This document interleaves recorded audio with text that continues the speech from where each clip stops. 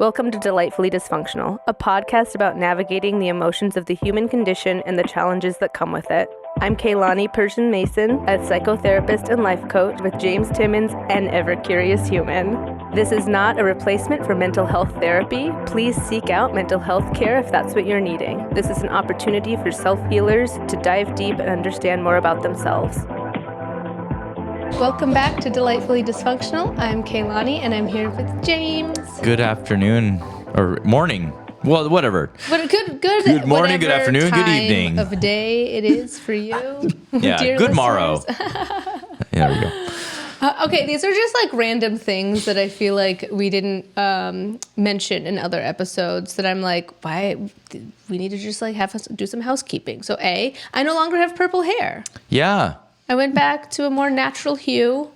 I tried to be cool and I couldn't hang. Although we have the pink neon light that's probably reflecting, and it looks like you still have color in your hair. Oh, yeah, maybe it does. So That's maybe cool. maybe that's why nobody said anything. I don't know. I'm just so low maintenance. I did not like the idea of having to go get it dyed all the time. And like, that's just work. And anyways, I'm like, I'll just Well, it looks great. go back normal. Thank you. I too don't have purple hair. Yeah. But I never News did. Announcement. Yeah. James does not have purple hair. Yeah. Also, my birthday landed on Mother's Day this year. Yeah. And it was so lovely because Oakley's back in the house. Oakley is my bonus son. He's 13 years old, and so this was the first Mother's Day and birthday where my whole family was together. Aww. It was very special. And today we are talking about Tourette's. Yes. Which is what I have. I don't know if you guys have noticed. Yeah. Those You don't strange say. noises that you hear every once in a while. I think we probably have some listeners who perhaps haven't noticed and are like wanting to know more. Yeah, we haven't really addressed it for It's been a while. It's been a long time. And so sometimes in our reaction videos, in the background, you might hear some noises. I think there's been a couple people who maybe picked up on hearing something. I don't know if they knew though, because you're in the behind the scenes. Well, one episode recently with the cards, that one. Yeah. Neither of us were wearing our in-ears, so we weren't like self-monitoring, and I didn't realize that my Tourette's was horrible those episodes. So when I was editing, I was like, oh my gosh, that has to be like so awful to listen to. But what's funny is that my perspective of my Tourette's is not like your perspective of because you hear it all the time. You're used to hearing. Yeah. I'm not used to hearing an outside perspective of myself. So like, is listening to yourself? It's like, oh my gosh, it's way worse than I thought it was. You know what I mean? Okay. I think it really varies, and I think that I'm excited to learn more about. I don't know if you have any insight to that. Might be one of my questions, but. And Oakley, I asked him if he had any questions. He can think about it too, and you can pipe in if anything comes to you. But if not, no pressure. Okay. Ask away. And if you guys have questions that you want to ask about Tourette's, just feel free to comment, because I am an open book. I've always said that the cure for Tourette's is education, because the reason most people with Tourette's struggle with Tourette's is because it's so misunderstood. And like, I was fortunate enough to never really have been bullied too much over my Tourette's, but I know that some people with Tourette's have faced like intense bullying. Yeah, yeah, and I think just the feeling of being other, of being different. Yeah. I mean, I really felt that where I grew up, and that felt like a heavy weight, and so I think that's like a really cool gift that you have, actually, James. It's thank you don't let a lot bother you that's like external like that. Oh yeah. And you can walk into a space really confidently, or just like not care about things that other people might just like overthink on.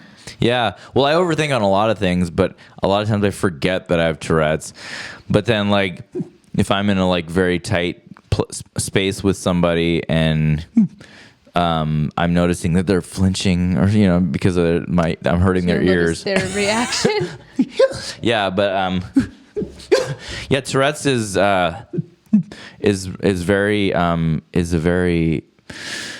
embarrassing condition because I've been in many public places where, I mean, just imagine walking to a public place and then you just scream randomly for no reason, and then everyone stops because it's very unusual. It's for me. I mean, I walk into a store and I'm like, that's like, people are like, what is this guy doing? What's wrong with? Is he on drugs? And then I don't have, normally I don't even realize I'm doing it.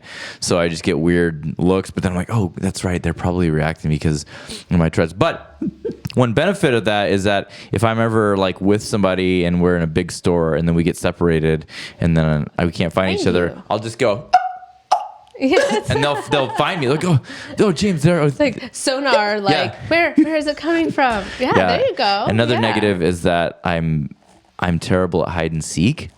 Oh, you're right. Because when I'm hidden, I give my location away. People just, And when you like in hide and seek, when there's like the anticipation or like a little bit of like nervous excitement, does that make the tics any more pronounced? No, actually. If it's like life or death, if it's a really tense situation, then my Tourette's, I can suppress it long enough to at least survive. But the thing is, if it's a big group of hide and seek, everyone's like, stay away from James. He's going to give away our location. I've been told, the movie, The Hiding Place? Yeah. I've been told that I would have been banished. Everybody would, I'd be dead. I'd be the first one to die because you have to be quiet, right? Yeah. And the monsters would have found me. And everybody. There's some situations that are unsafe for you, James. I've thought a lot about this. Okay, yeah. Well, please don't stalk this man because he couldn't handle it. Right. He'd be too easy to find. Yeah. I want to know a little bit more about like childhood. If you can rewind your brain back to little baby James. Yeah. And what were some beginning signs that you noticed or that maybe people around you were noticing that maybe Tourette's was a part of the picture and something is needing to get checked out? Yeah. Well, the earliest I can remember was like around first grade. My first vocal tic symptom, I would go, oh, no, I'm so sorry. That came later. My first one, I would sound like this, like that. Oh, wait, I want to try it. Say it again. Like, do it again. Yeah, like that. Okay.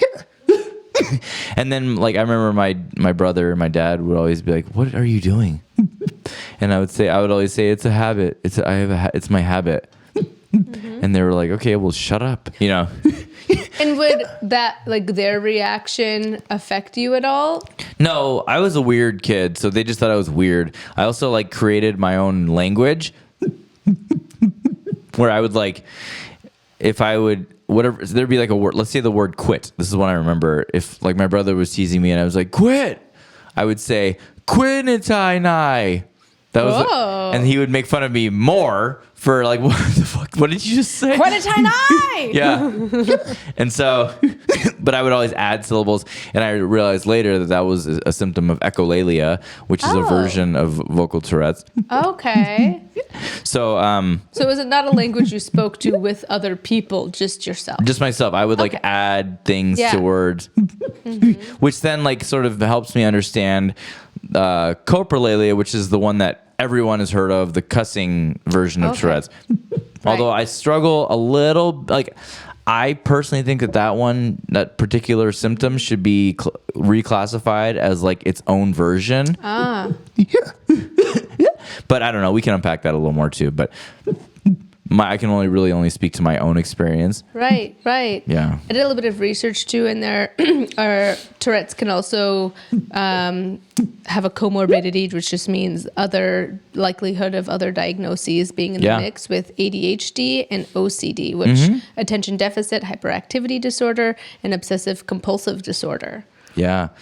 Well, and I really do feel like I have. Well, like Tourette's, it feels almost like like impulse, like little impulses. Mm-hmm. But the best way I can explain what Tourette's actually is, what's happening in the body, is that because a lot of people will say, "Oh, is Tourette's like a sneeze, or like is it like a spasm, like a muscle spasm?" And I'm like, no, neither of those things. It's more like an itch. So when I'm making that sound. I feel like a sensation in my throat. That the only way to scratch that itch is if I go.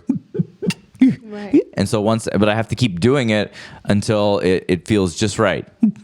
So it's neurological, so it's your nerves. Right. So you can't. It's all about how it feels. So that's why it feels like tiny little impulses, because like these little sensations come up, and I could sit here and suppress. Watch, I'll suppress.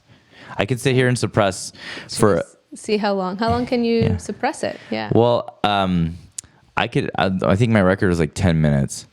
And see, like right now, I feel those little impulses coming. Like, so is it uncomfortable then? Yeah, well, it's if I'm consciously focused on it, then I can sit there and like consciously suppress it. But most of the time, I'm not focused on it. Most of the time, it's just like if you have an itch on your nose and you're talking to somebody, you'll just like you're not thinking. Yeah, you'll just scratch your nose, or you'll like do whatever. Right. You have like these little nervous fidgets like that most people have. Except my nervous fidgets are like 10 times more powerful than your nervous fidgets, because Tourette's is a neurological disorder. Right. And so, so see, like right now, I'm still trying to actively focus on suppressing. I can see on your face. Yeah. And if it's uncomfortable, you don't have to. No, but see, I like because I noticed that when what exacerbates my Tourette's is when I'm nervous or excited, especially if I'm in the middle of a conversation and I feel like what I'm about to say is exciting. Drop some bombs. Yeah. So I get it's like a dog's tail wagging. Yeah. Like you can tell I'm excited about what I'm about to say if my Tourette's is going nuts. And then and usually I am excited about what I'm about to say. So a lot of times my Tourette's can be bad. But so it's that's usually what exacerbates it. Right. But so then I feel this pressure in my chest, and it almost feels like anxiety, but almost like a positive anxiety. If you have Tourette's, I'm sure you can understand, you can relate to what I'm saying. So please comment if you do have Tourette's. Yeah, it'd be wonderful to hear someone else's description too of maybe their experience, because I have another wondering. You're certainly the first friend I've had with Tourette's. And I'd say I've probably only had interaction with like a couple other people where it was like something that I was aware of. So do you have any friends with Tourette's?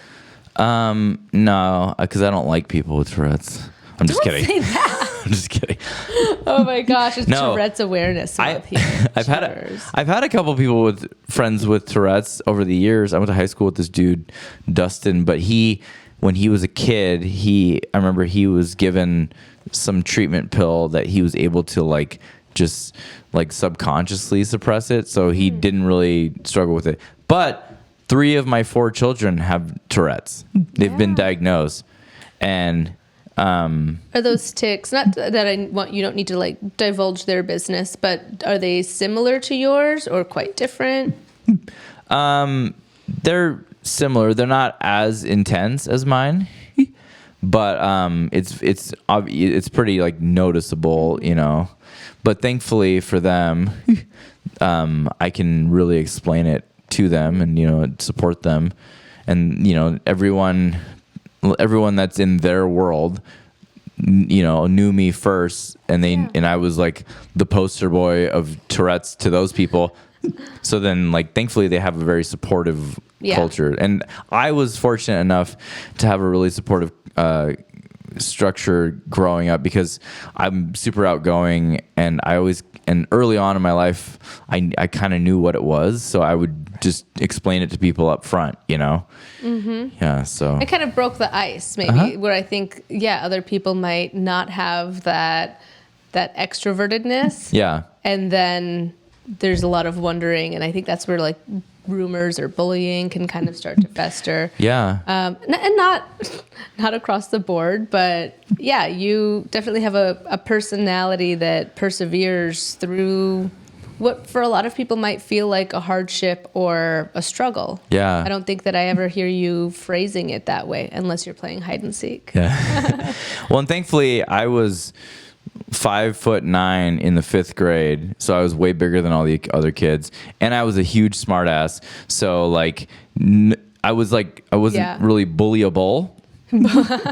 But yeah. So do you think that maybe like being a big smartass or being like quick in that way was in some ways like a coping skill too, or just who you are, natural? I think it's more just who I am naturally. Okay. Yeah. Do you have any other stories or times when having Tourette's felt like, I don't know if a detriment feels like too strong a word, but like a hardship or something to navigate differently? No. Again, like I said, I'm very fortunate to have had like an unfazed life. And like people, I remember through the years, people would try to like tee that up for me. Like, you know, like you are like a victim. They'd assume that there were. Yeah, like you have an impairment, and I would be like, yeah, but I don't. Like if I'm being honest, it doesn't hold me back from anything, you know. If anything, it's a good conversation starter. Yeah, like, absolutely. Right? But then breaks the ice. But I know that there are so many people with Tourette's that it does like hinder them, and like it's killed their confidence or whatever. They've been bullied, and so I like the idea that I can sort of show that it doesn't have to be an impairment. Like I'm not. There have been people that have told me that they assumed that it was like a disability, like I was going to be like not as smart as an average person, and I'm not. But that has nothing to do with my Tourette's. Actually, going into some misconceptions, you already got one of them out of the way, and that it affects intelligence, which it does not. There are very highly educated people who've achieved a lot of things and have achieved success in life. So it is not affecting someone's intelligence at all. If you had to guess, I have 6 others. Okay. What might be some other misconceptions? Well, I think the biggest one in my whole experience has been that everyone, almost like they've perpetuated that myth that like Tourette's is only like the cussing disease. Yeah. And it's only swearing. That it's only what was the term that you used? Coprolalia. Yeah. Which actually is Latin for poop of the mouth. Really? Yeah. Coprolalia. And then there's echolalia, which I have experienced, where then like if there's a specific one word, then you keep saying it over and over and over because it feels a certain way. And so like I guess I can understand echolalia as being similar to coprolalia, because like if you hyper focus on the F word, for example, and you keep saying it and saying, but it's all about how it feels. So like when people, the ones that I think are a red flag, and there's TikTok influencers now that are very known for their Tourette's, when their symptoms change, to me is like, okay, are you exaggerating? Are you faking it? Because like my symptoms have like evolved over like many years. But if they have different symptoms one week and the next week they have this new phrase that they're saying, then it's like, and if it's like a trendy phrase, you know, right? Yeah. Then I'm always kind of like, well, I don't know. Like I'm not saying you're faking it, but I am a little skeptical, it's not your experience, and then right. Yeah, and then they're perpetuating like that misconception, because coprolalia I think only makes up about like less than 10% of all cases, you know. So it's really rare. My data just says a small percentage. Okay. We'll say, a small percentage. Less than 10%. I didn't give you an actual number. Could be 1%. That's still less than 10.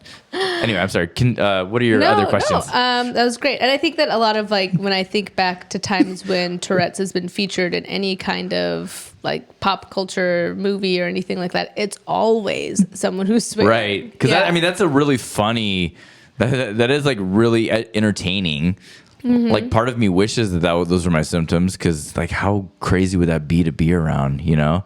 I was like, that'd be like a fun time, you think? Well, I was gonna demonstrate, but we have a 13-year-old in the room, so I was gonna say bad words. Okay, so the next one is that they are controllable, and that you could just simply stop if you try too hard enough, and suppressing it is only temporary. Is really the underlying thing that you've also shared with us. It's not something that someone could just have the willpower to literally never do.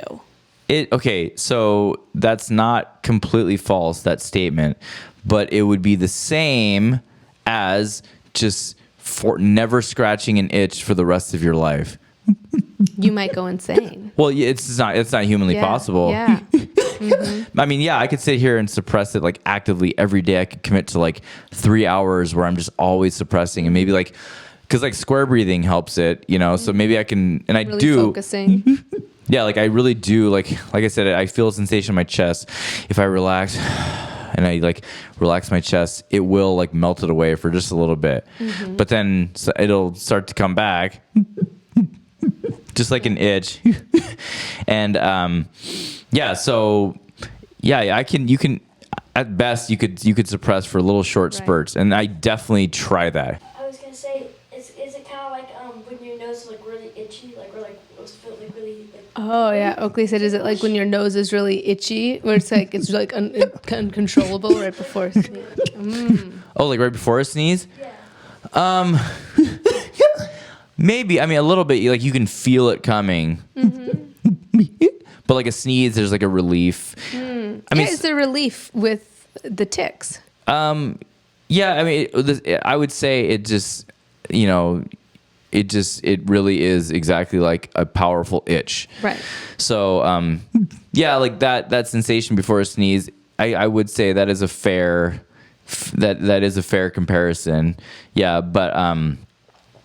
But like I would say more like when you have, let's say you're carrying a large box of stuff and you have an itch in the tip of your nose that you can't scratch, so you just have. But like as soon as you put the box down, you're just gonna scratch the crap out of your nose. Right. That's how it is. Like there's been situations where I'm like in a crowded room and I'm like, oh, okay, I like need to go to the bathroom and just like scream to get my ticks out. Yeah. And then return, yeah. So in like classroom settings or quiet settings, you're maybe more aware. Yeah. Right. Okay, another misconception is that it's just a tick disorder, meaning that tics are the only symptom, but that is just the most visible symptom of Tourette's. Then this is where it comes into play that, aspects or other symptoms of ADHD or OCD, of anxiety, and sometimes learning difficulties can be a part of Tourette's, but isn't necessarily. I think it just shows up differently for each person. And especially when you were kind of like OCD can feel like some of the way you're describing tics, and like, there's like a compulsion to need to do it, and like it feels uncontrollable, where it actually is uncontrollable because of the neurological component. I mean, I would say that what you just said is totally accurate. Yeah. Like the more I've learned about ADHD and OCD, I wouldn't like necessarily diagnose myself with that. I definitely have a lot of similarities. Yeah. Maybe there's just a sprinkle. Right. Mm-hmm. But like OCD is more about like rituals and stuff, right? It can be. There's different types of OCD. There's like contamination OCD, where there's a fear of that. There's rituals with it being straight. Yeah. There's sometimes like kind of more thought process or rituals that are around like purity. I feel like there's a better way to say that, but kind of religion in some way. So there's a variety. But I think it totally makes sense to me in the way that you're describing it. This is when you've already kind of addressed, too, that it's not caused by nervousness or excitement. That's a misconception, but it can be exacerbated. Absolutely. Yeah. Yeah. It's caused by genetics. Like my dad had symptoms, and like I said, my children have inherited it from me. I wish that they would have inherited billions of dollars instead, but you still got time, man. That's true. That's true. Yeah, you're not in the ground. But they got my least favorite thing about myself. But so it's caused by genetics, but it's definitely exacerbated by nervousness or stress. Like if there have been times where I've been like confronted about something, and I have like one specific tic. It's this. I do that when I'm like. When I feel cornered. For the people who are just listening, it's like your neck kind of jutting out. Yeah, exactly. And so that can send maybe a some body language that you're not meaning to in those moments. Is this a new one? No, that's just me stretching. Oh, I was like, Sorry. I've never seen this one. This looks fun. Yeah, the floppy fish. Yeah, there was one just like a week or two ago with the drink. Yeah. And I was like, I've never seen this one. So you're just like a fun surprise. Thank you.